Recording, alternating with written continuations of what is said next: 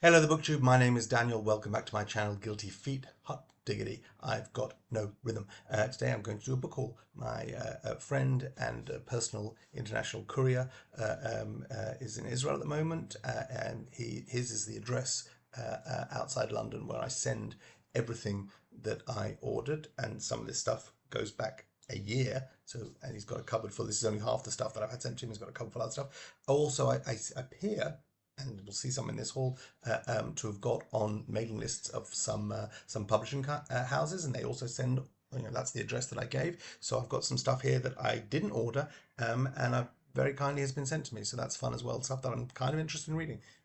So let me take you through the haul and let me know if you're interested in any of these things. First up is Buteland by Marie-Helene Bertino. This is the paperback editions. This is published by Vintage in the UK. I didn't even know it was out in paperback. And again, I didn't order this. So this has been sent to me, I'm guessing, by Vintage. I read Marie-Helene Bertino's first book, 2 A.M. The Cat's Pajamas, which I really, really liked. It's a book I can recommend to anybody. It's just a sweet, fun, gentle read that is wonderfully written and superbly entertaining. I read another book's Parakeet, which sort of crossed over the line into twee, and so didn't love it as much, and wasn't running to pick up. Well, based on what I read about Buteland, wasn't running to pick it up, but I'm pleased to have it because this will be the third of her books, and so even though I didn't buy this and haven't paid for it, I'm keen to read it. From what I understand, this is this has been on some awards. I think maybe this was even, was it possible this was shortlisted for Pulitzer, and lost to James or something. It's been around for the last year, and people have been reading it. My understanding is it's about an alien on Earth and sort of looking kind of askew at how weird we are, the current inhabitants of this planet, and I haven't had great experience with that kind of. It's a trope almost. I've read two other books with similar ideas. So one of them was, I mean, obviously there's The Man Who Fell to Earth, which is a terrifying movie, and then there was a TV show which I didn't see. But I read K-Pax many years ago by Gene Brewer, which was then made into a movie with Kevin Spacey, where a person presents themselves at a institution for people with suffering from more severe pathologies, because he says he's an alien, and they interview him, and he has information, he has insight, and blah blah. And it was kind of light, little twee. And then I read the only Matt Haig book I've read to date, The Humans, and I know Midnight Library was super popular, but this was the one I read, and it was terrible. And this, I think, yeah, this was this. Unless I'm getting. I believe this was also the same promise, weird aliens looking at us humans and how funny and odd we are with all our weird little quirks. Twee didn't really love it. So I'm a bit nervous about Buteland, but it should be a nice, fun read. So that's the first thing. And as I said, that was sent to me, so thank you, Vintage. Now, here are a couple of books that I bought a year ago. I don't know why. They appealed to me. I bought two of them. This is the first two parts in a trilogy. I don't have the third part of a trilogy, which means that who knows when I'm going to ever feel, well, I don't know when I'm going to read these or anything, but translated from the Danish. These are two books by Harold Wertmann, translated by Johan Sorgenfrey Ottersen, both of them. And this is Awake, these a trilogy. And Awake, here, let me read you some of this, because I don't know what in a shuttered bedroom in ancient Italy, the sleepless Pliny the Elder lies in bed obsessively dictating new chapters of his natural history to his slave Diocles. That's Awake, translated from the Danish, and that's published by Lolly Press, in which I believe in the UK it must be, because it's got a price in sterling on the back. And somehow this appealed to me, reading an author totally new to me in translation. The fact that I think also the design of the books kind of appealed to me. You can't really see it, but underneath Awake is the embossed title of the two sequels. So here you've got the second book, Subluna, and Awake is embossed above there, and then the third one, which hasn't been published yet in England, or published right just now, is called Visions and Temptations. What I've seen, super annoying, is that Lolly have published the third one with a completely not matching cover. So this would have been nice to read these and then have the third one, but it looks like the third one is getting just a total new redesign, and I quite like the sort of block color. It's sort of, this one certainly reminiscent of sort of Fitzcarraldo, but I just like the austerity of these things. Anyway, I don't know Lolly, but they do a lot of works in translation. It seems to be a lot of Scandinavian stuff as well. I'm going to give these a go. So that was, I read you the blurb of Awake about Pliny the Elder. You should know that the sequel, or the second in the trilogy, I don't have a sequel, is in the 16th century on the island of Hven. The pioneering Danish astronomer Tycho Brahe is undertaking an elaborate study of the night sky. I don't know if I've pronounced that properly, but this is told by Brahe and his assistants, a filthy cast of characters. Is both novel and almanac. You know what? I'm willing to give it a go. I'll get to these and reading new translations of authors that are totally new to me. Why not? There's 2 books by Harold, best guess, Wertmann. Okay. Next up, another book. So I bought both of those, relatively cheap, eBay. So about half cover price, I'm guessing, on each one. Next book was sent to me. Didn't ask for it. I don't think I asked. Maybe I did. Maybe somehow I got an email. This which doesn't say which publisher. This is unrevised. Also vintage. So vintage are being very good to me. And this is an uncorrected proof of Maggie Nelson's latest book, Pathamata Or. Pathamata or The Story of My Mouth. I come from a family of dentists, so I don't know if this will be, I think there's some kind of pathology or inability to speak or something. And it's short. I'm not sure it's poetry or prose poetry. The whole thing is in and out in under 70 pages, with thank you on the back. Miranda July, Ben Lerner gets shout outs in the thank yous. Michal Shavit, sounds like an Israeli name, and Fern Press. Anyway, Maggie Nelson. So on the top you can see here, it's from the best-selling author of The Argonauts and Bluets, both of which I read. The Argonauts is spectacular if you've never read The Argonauts, just genuinely eye-popping and brain-expanding, and Bluets was pretty special as well. So I'm really delighted to have another Maggie Nelson, which, this 60-page book would have been like £12.99 is what the recommended price in the back. That's a lot of money to pay for 60 pages, and I'm 100% positive that I would not have done so. So to receive this copy for free, I can shelve it, and I've got another, read it first of all, obviously, and then a third Maggie Nelson, which is, kind of the basics for saying I've read this author. Super delighted about that. So looking forward to this. I'll swallow that in the snack break at some point. Pathamata or The Story of My Mouth by Maggie Nelson. Okay, next, again, sent that to me, didn't order it. Next is 2 non-fiction books that I did order, both released last year, and I've got them both in paperback. The first was talked about a lot, and I tried to buy this half price in the Waterston sale over Christmas, and ordered, and then never sent it to me. And then I saw that, or they kept delaying and then I saw that Amazon had it in paperback and half the paperback price, which was much less than the half hardback price I was paying. So I cancelled that order with Waterstones and got it. It's taken me this long. We're now in June. So I ordered this first week in January. It's been sitting at my friend's house in London. I'm talking about The Anxious Generation by Jonathan Haidt, one of these Penguin editions that they have these sort of non-fiction style, where they have the white bands and the orange on the spine. Heard some great stuff about this. This was widely reviewed when it was published in hardback.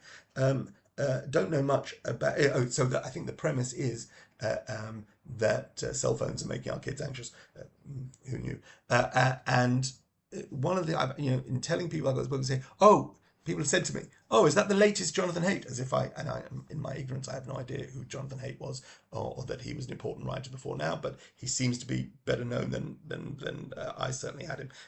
So that's on me. But this is something that I think will be of interest to my wife also professionally. She works with a lot of young adults, teenagers, people on study abroad programs. So that's The Anxious Generation by Jonathan Haidt.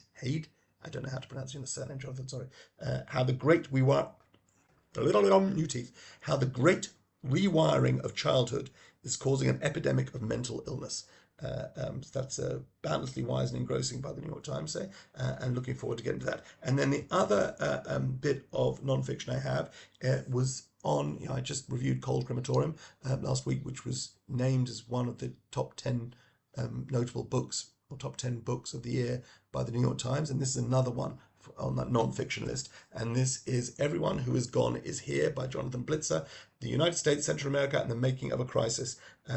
This was longlisted for the Bailey Gifford Prize last year. And it's a bit chunkier, it's over 400 pages, non-fiction about, Barack Obama had it on his one of his reading picks. This I paid up for this. This is, how did it get to be this price? How did paperbacks get to be £12.99? And I think I always paid full price, even at Amazon, just because I wanted this. It was on that list. I was looking for good non-fiction, and this is about the border crisis. That is Everyone Who Has Gone Is Here by Jonathan Blitzer. Looking forward to that. And then the last of the sort of fiction, non-fictions, and then I've got a bunch of graphic novels you can switch off. The last of the fiction, non-fiction, again, not something I ordered, not something I probably would have ordered, but delighted to have this. This is Edward St. Auburn's Parallel Lines. I've read 5 books by Edward St. Auburn, the 5 books that make up the Patrick Melrose series. I read them in 2 volumes with Benedict Cumberbatch on the cover because he starred as Patrick Melrose in a series that I haven't seen. So I read them as 3 and then 2, and they're astonishing, just astonishing, autobiographical. I mean, the character's called Patrick Melrose, not Edward St. Auburn, but really powerful, really good writing, dark, weird. There's trigger warnings for anyone who's had any kind of abuse. But no, that's a sort of self-contained project where I read, 2 volumes, but it was 5, originally published as 5 individual novels. Again, not rushing to buy more Edward St. Auburn, but very delighted to have been sent for. And there's no, who's this published by? This is published by, I don't even know what that science is, what's supposed to mean. Jonathan Cape. Yeah, I think I'm on their list as well. Got another Jonathan Cape coming up. Jonathan Cape, is that part of which of the big groups? Part of Penguin Random House. So Jonathan Cape is an imprint of Vintage, which is part of Penguin Random. So Vintage, you are my heroes right now, and I'm on a list clearly, and Vintage is sending stuff to my friend, and this is a delightful hardback, which I guess came out fairly recently, if not, just this, certainly published in 2025, and it may be in the last few weeks. And I will get to this because he's very readable. This is under 250, around 250 pages, 264 pages, and great to have another Edward St. Auburn that I almost certainly would not have purchased. Okay, those are all those kind of books. I've got a whole bunch of graphic novels which I'm going to reach for. Some of these have real interest. Some of these you're just going to switch off. The first up is this Far Sector, written by N.K. Jemisin. Now, I've read N.K. Jemisin is a African-American female writer who won 3 consecutive Hugo Awards for her Broken Earth trilogy novels. And this is a graphic novel. This is published by DC. So this was originally a miniseries, a 12-issue comic book series. And this is a collected version of that, but collected in this digest. This is normally the size of a graphic or a comic book collection.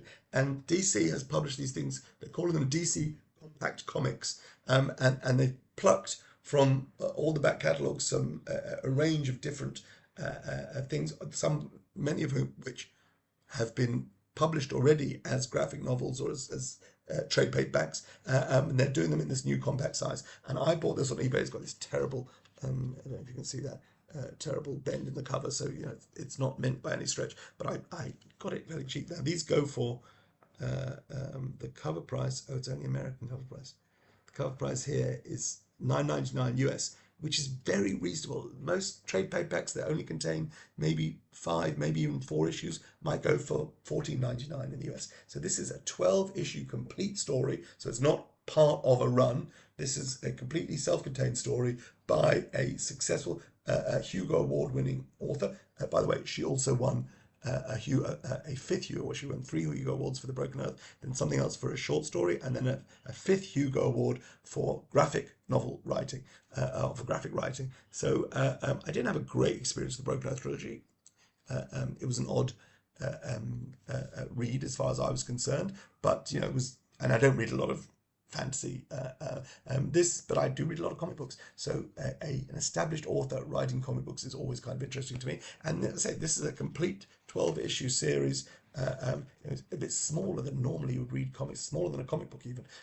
So it might be a little strain to keep up with the dialogue, but I'm really looking forward to diving into that. That's Far Sector, a 12-issue miniseries collected under the new DC Compact Comics imprint by N.K. Jemisin, artwork by Jamal Campbell. I've got these two things. This is an old collected set of stories from the 60s that was pretty groundbreaking at the time. So this was Green Lantern and Green Arrow by Dennis O'Neil and drawn by Neil Adams. And this was a time they were traveling together. And they represented sort of different sides of the political spectrum. So and in the contrasting aspects of their superpowers. So Green Lantern is a galaxy-spanning cosmic superhero, and Green Arrow is a guy with an arrow and a bow, and sometimes he had funky arrows that had boxing gloves on the end of them, or he did trick arrows back in the day until they rebooted him with no trick arrows later in Mike Grell and that series after the Longbow Hunters. But this is back in the 60s, 70s, so there's the contrast between the galaxy spanning there and the man on the street with a bow and arrow, and they had sort of different political outlooks, and they travel through America encountering real problems and real Americans. And this run that ran through, I think it was the Green Lantern comic, and Green Arrow was added to the masthead for some of these issues, and they might have some of the covers, some of the original. I can show you an original cover.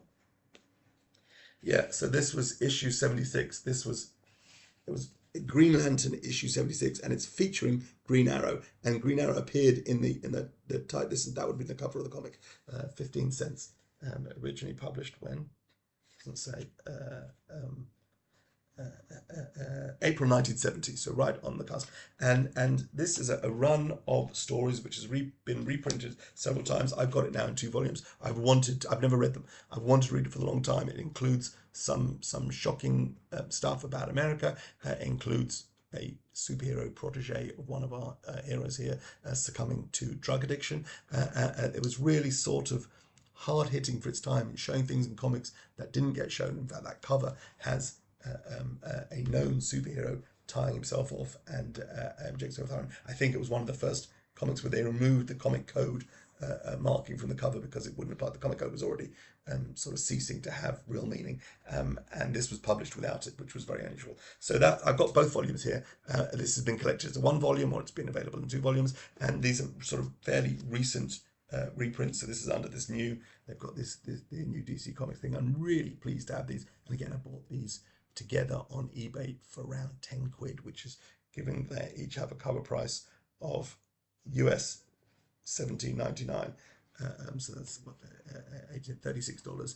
I got them both together for 10 quid. I'm really happy to read those and add them to my collection. Here's another graphic novel that I didn't order, and again, this is Jonathan Cape, who have a pretty significant publication history with graphic novels. There's another Jonathan Cape coming up, which I did buy, but this is Alison Bechdel's latest graphic novel, Spent, which I believe comes out this week.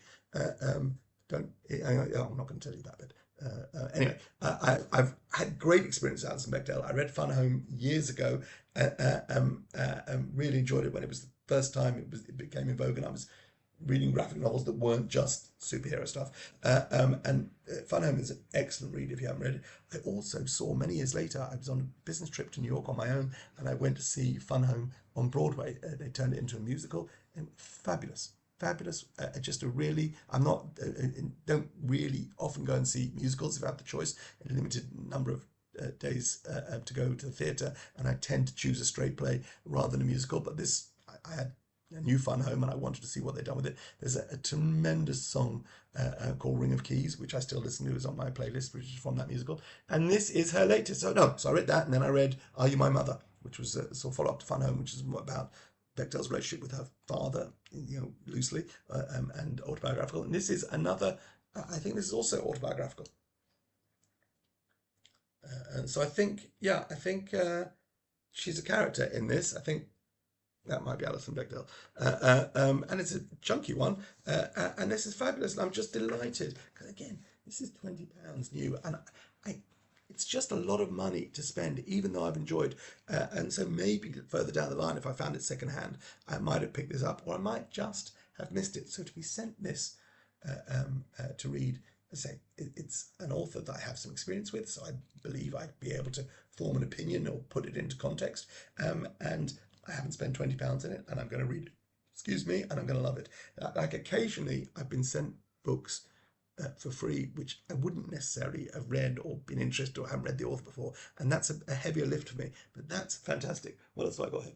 Yeah, this I think I ordered as well. This is another graphic novel called Normandy Gold, co-written, I believe, by Megan Abbott and Alison Galen. I've read a novel by Megan Abbott before, I think called Queenpin. She's a sort of noirish crime writer, unusual woman crime writer, or specifically noir rather than anything sort of too cozy. And this, I think, is an original graphic novel, or it may have been a series. Sort of very noiry. What's this? Let's read the blurb. Like, when her younger sister is found at the centre of a brutal murder investigation, tough as nails sheriff Normandy Gold is forced to dive headfirst into the seedy world of 1970s prostitution, and soon discovers a twisted conspiracy leading right up to the White House. Yeah, baby, I'm here for it. This is published by Titan Comics, which is that? I mean, this is Hard Case Crime. Is Titan Comics the sort of British? I don't know what this is. This was £17.99 new, and I would have got this on eBay for considerably less than that. And I think it's a bit sexy, as the best noir should be. Well, there's an orgy. Okay, so looking forward to that. That'll be a fun distraction.